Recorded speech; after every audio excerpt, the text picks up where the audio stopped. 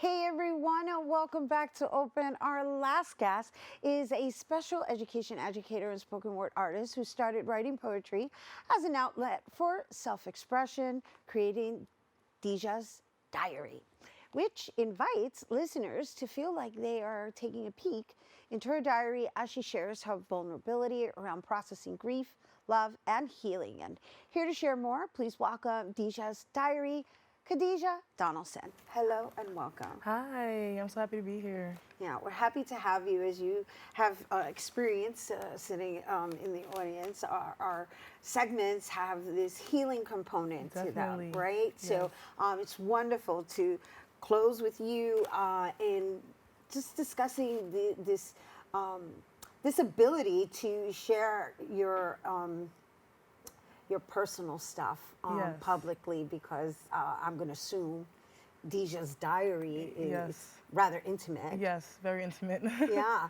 And if you don't mind, can we share with everyone how you got there? Yes. So poetry is definitely a hobby that I never saw myself getting into. 3 years ago, my boyfriend passed very suddenly. With no, From a pulmonary embolism. Like we were about to go out to eat for my birthday, and like we just spoke, and then his mom. I was at work, grading papers. Like report cards were due. I'll never forget that day, and his mom called me like, oh, his name's Anthony, and his mom called me like he fainted at work and he had to be rushed to the hospital, and I was like. I just spoke to him. Like we're about to go out to eat after work, and I said, okay, I'm about to meet you there. And then I'm like leaving, getting my stuff, and in those 15 minutes, he just passed. So it just was like was just a punch in my stomach. Like I just never saw that coming at all. It was just out of nowhere. So it just really like it was shattered. a jolt. Yeah, a jolt. Like and it was 2 days before my birthday. The next day I was supposed to go away with I'm Aquarius, and a bunch of my friends are Aquarius, so we're going away for all our birthdays like the next day. So it was just like everything. It was just crazy. I couldn't the timing of everything was insane to me. So it just shattered me like completely, and I know I just take like almost half the year off of work, and we're together for 5 years. We were just looking at like houses together. We had a business together. We're into real estate, so we're very serious about each other. So it was just completely transformed my life, and poetry just really helped me heal. I started going to therapy. I wasn't not in therapy before that, so I started going to therapy, and my therapist was just like, "You have a lot of feelings going on. You start journaling," and then I just started writing poetry, and then which led to spoken word, and it was just like a real process and like progression for me to get to where I am today. Yeah, Definitely. thank you for sharing Well, thank that. you. I No, appreciate it, really, yeah. it's really important that that our viewers understand that, especially during this particular climate, right? Yes. And I say thank you for sharing the depths of your hurt, of what you're healing from. Yes. And it's still a journey for you. Yeah, definitely. And it's apparent that it's a huge processing journey for you, in the sense that you're still doing it, right? Yes. And not only are you doing it for yourself, now you've chosen to share it publicly, and while it may not be someone else's story, there's something in there that everyone else can relate to. Yes, and I first started trying to go to open mics, and because I didn't know anything about the poetry community in New York, and you had Shaking the World on here. Yes. He was one of the first people I met in the poetry community. He's like, I have a mad love for Look him. at him getting a Right, plug, yes, all right, Shaking the him, World. yes, and like Leah V, I know she's been on here. A lot of people you had on here that I'm cool with now. But Nice. when I first started, he passed in February of 2022. Like that summer, I tried to go to open mics, but it was like a lot for me. I was just like, this is too much. And then the summer of 2023, I tried again, and I was just like, it was just still too much for me to share that in front of people, Right. So summer of 2024, I was just like, I don't think I'll be able to share without like really practicing with someone, because I've never been really like my creative juices were always used in the classroom, planning my lessons and like planning field trips and stuff like that nature, but like not in that way. So Leah V, shout out to her, she became my performance coach. So I've been working with her throughout from summer 2024 till now, and I like have really grown since then on the stage. But I started sharing on social media because I was like, I really want to share my work, but like not in front of people. And I like the outpour, like my following has grown so much, and just the outpour of people DMing me and saying, "Oh my God, like they lost people," and like I just went through like a transformation. Like I've lost like so much weight. Like I really like hit like rock bottom when he passed. Like, you know, just like depression, anxiety. Like my face broke out. Like, you know, just because I was just Because your body took it on. took it on completely. Yeah. I didn't even know that was the first time I've met grief that like no one else in my life has ever passed that was that close to.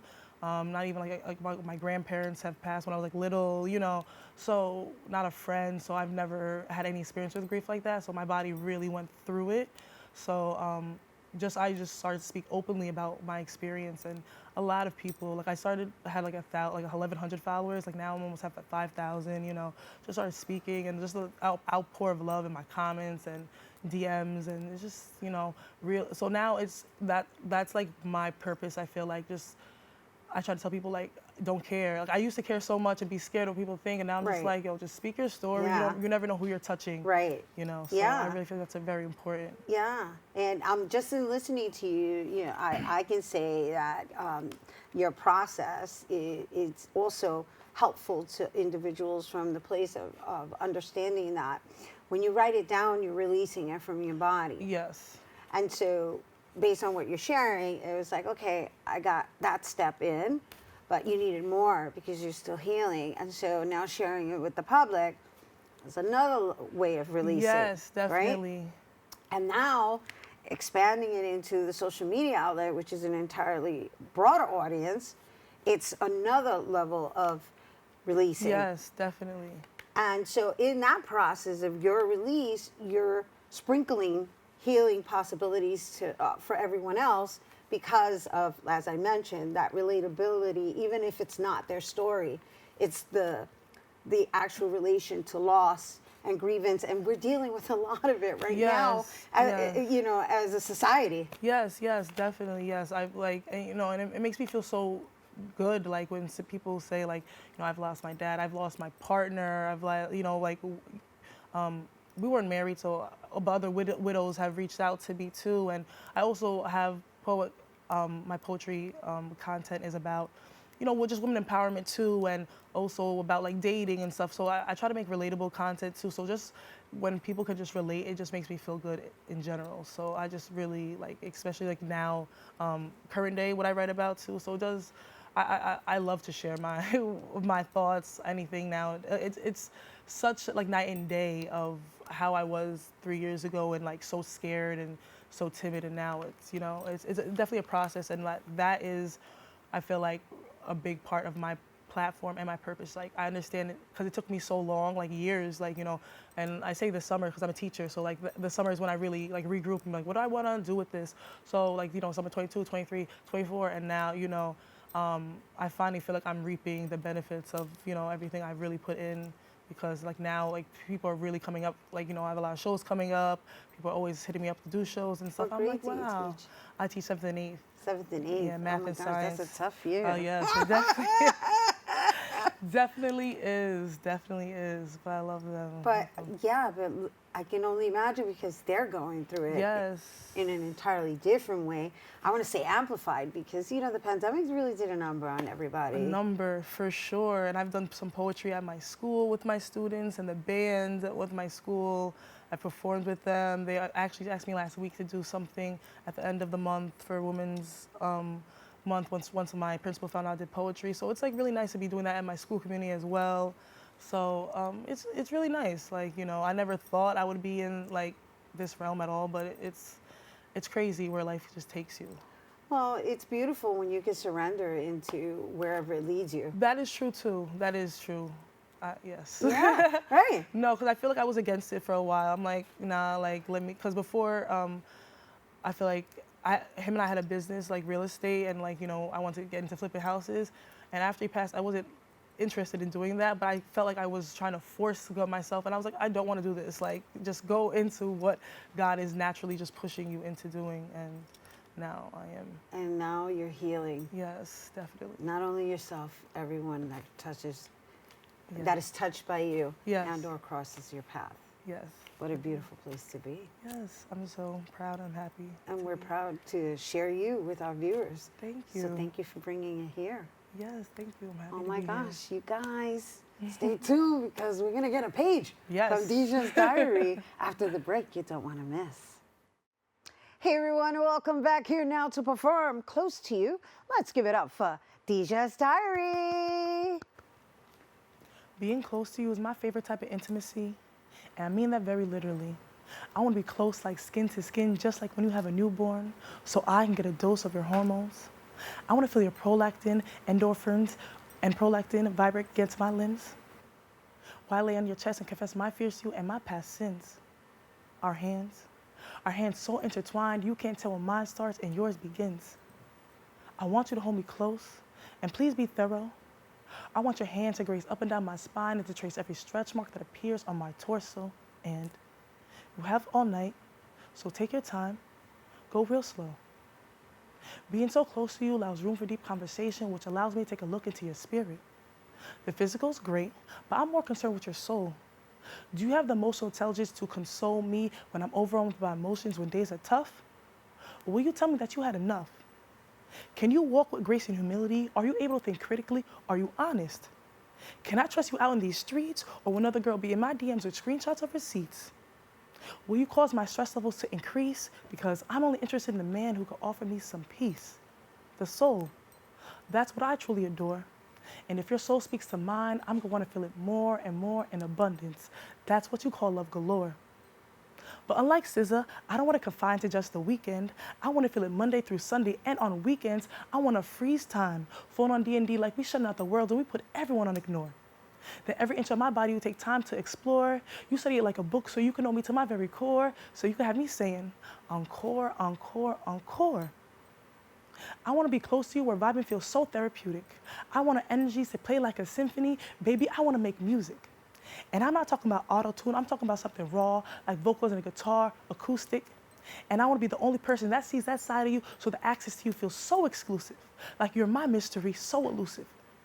I want you to hold me close while we chillin', coolin', sipping on some Chardonnay. You pour into me, I'm pouring to you. In the background, we play Sade. Where you got me feeling just like LMA, because we're so boot up, boot up, boot up, close. Like if someone asks me if I love you, I never know what to say, because that mere question could have me go on for days and days, and I'm able to start that conversation off in so many different ways. Like how being with you always feels like the honeymoon phase, and loving you is like my favorite song that I can listen to on replay. I want to be close to you because you give life meaning.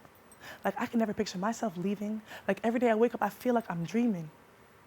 And being close to you is way more than being in your proximity or being in your vicinity. To me, it's can we be next to each other and get each other so good mentally that both for that passion, that electricity, that's not built on a foundation of toxicity. And that's how close I want to be to you. Poem. Thank you. Dijah's diary, everyone. Oh my gosh, I sound all loud now. Thank you for that. Thank you. That's how close I want to be. That's Thank you. Yes, no, thank you. All right, you guys, once again, be sure to check out Dijah at her upcoming performances throughout the city. For more on Dijah, you can check her out on Instagram at Dijah's_diary. That is our show today, mi gente. Thanks to all our guests for coming through, and to you, our viewers, for tuning in. If you missed any part of the show, you can check out this episode throughout the weekend and 24 hours a day at BronxNet.tv. I'm Rina Valentin, and from all of us here at Open, may the universe provide peace, prosperity, y amor. Happy Women's History Month, mi gente.